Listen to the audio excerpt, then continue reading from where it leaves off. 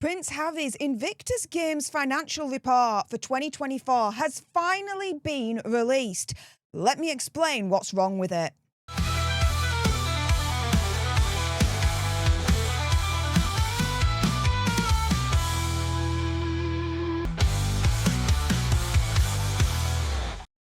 Hey up everyone, it's me, Stef The Alter Nerd, your nerdy alternative, and welcome to the Dose of the Daily Nerd, where I break down the royal news and gossip of the day that's pretty much caught me eye. And oh my goodness, yeah, let's jump into this madness, shall we? Because Prince Harry's Invictus Games financial report for 2024 has finally been released, and I'm going to explain what's wrong with it. Now, let me direct your attention to page 12. Because there's a section called Our Impact, and veterans were asked a series of questions to assess the impact of their engagement with the Invictus Games Foundation. Now, firstly, let me direct your attention to the statement. It has helped others understand the value of my military service. Now, as you can see right at the bottom right here, 69%. Only 69% agreed with this statement. That's approximately 2/3. Now, let me also direct your attention to the statement, it helped me with employment / employability. And that's further up right here. And only 38% agreed with that statement, which is approximately only 1/3. So what's wrong with this report? For me, it highlights two major, really bad things. Firstly, that it doesn't adequately help veterans with their future careers outside of the armed forces, and that the Invictus Games doesn't adequately help the public understand the value of military service. Now, why would that be? Why would that be the case? Well, as I've reported over the years, the spotlight is never on the veterans to allow the public to see them more, understand them more, and therefore understand the value of military service. The spotlight, when it comes to the Invictus Games, is firmly on Prince Harry and Megxie. And I think that's by design. I think that's on purpose. What do you guys think? Now, here's an article from the Scottish Daily Express right here. Prince Harry is ruining the Invictus Games because the spotlight is on him and not the athletes, claims royal expert. And this was back in August 2023, so this was just a little over 2 years ago now. And here you've got royal biographer Angela Levin coming in here, telling GB News, quote, that she had heard from some of the organisers that this was the case, saying they're going to use them as publicity for themselves. I mean, they've loved Harry. They've been very good. I've been on one with him, and I've spoke to the people who started it, and they felt very strongly he was absolutely right to launch the games. But because they're taking all the spotlight away from them, I mean, they need that help. They need the spotlight. There's the most extraordinary things that they've managed to do from being very badly wounded. Yeah. But as you can see right here, only 69% said the Invictus Games helped others understand the value of their military service. Why is it so low?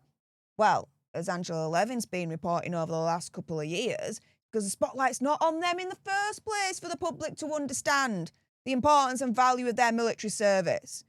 Oh, spotlight's on Harry and Megxie for us to see the importance and value of what they're doing, right, guys?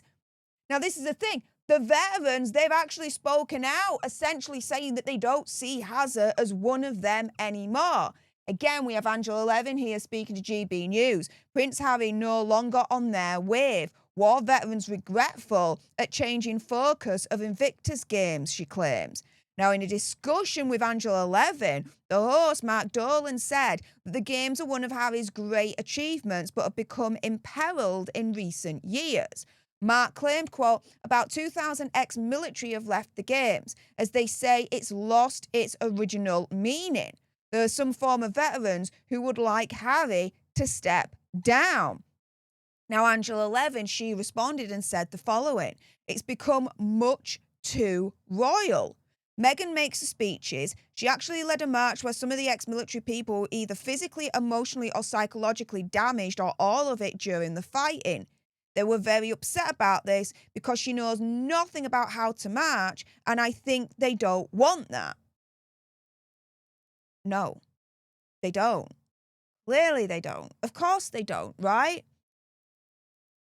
But they don't see Hazza as one of them anymore. They really, really don't.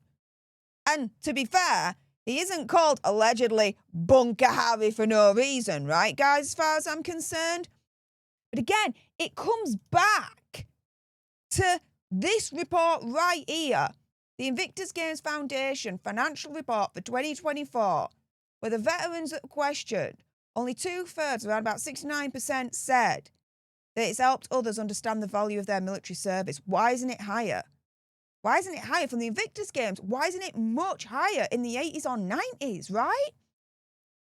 Well, again, spotlight's on Hazza and Megxie, not the veterans.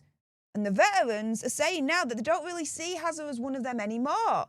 That he doesn't really understand them, understand their life, understand their predicament, understand their situation. He's not one of them anymore.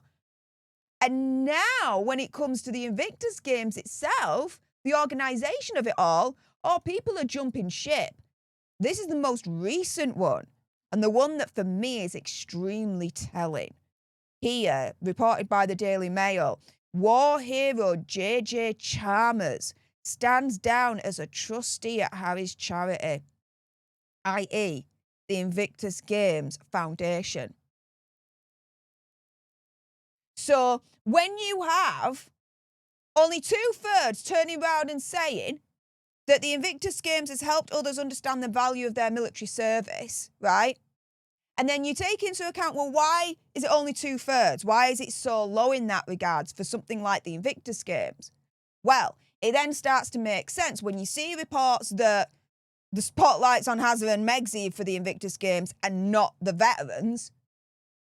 It makes sense when you see other reports turning around and saying that the veterans at the Invictus Games don't see Hazza as one of them anymore. Then it makes even more sense when you've got people jumping ship from the Invictus Games Foundation board, especially this gentleman, war hero JJ Chalmers, stands down as a trustee. You've got a war hero as a trustee standing down. Veterans saying that Harry's not one of them anymore. And they're also complaining that the spotlight's not on them, it's on Hazza and Megxie when it comes to the Invictus Games. No wonder only approximately 2/3 believe that the Invictus Games helps others understand the value of their military service. It's so low because no one gets the chance to understand the value of the military service that they've undertaken via the Invictus Games because the spotlight isn't on them, it's on Hazza and Megxie. They don't think that Hazza's one of them anymore anyway to begin with. And it's just further confirmed when you've got war hero JJ Chalmers stepping down recently as one of the trustees of the Invictus Games. It's not looking good, is it? And so, going around full circle, may I present to you guys Prince Harry's Invictus Games Foundation financial report for 2024 that's finally been released. And this, as far as I can tell, in my humble opinion, conspiracy theory, whatever, is what's wrong with it. With that being said, if you appreciated this video and you want more, and of course there's going to be more, then make sure you subscribe to join our Alter Nerd tribe here on YouTube. If you're watching on X, make sure you're following me at Stef Alter Nerd for more misadventures of the gruesome twosome. Like, share, comment down below your opinion, conspiracy theory, whatever.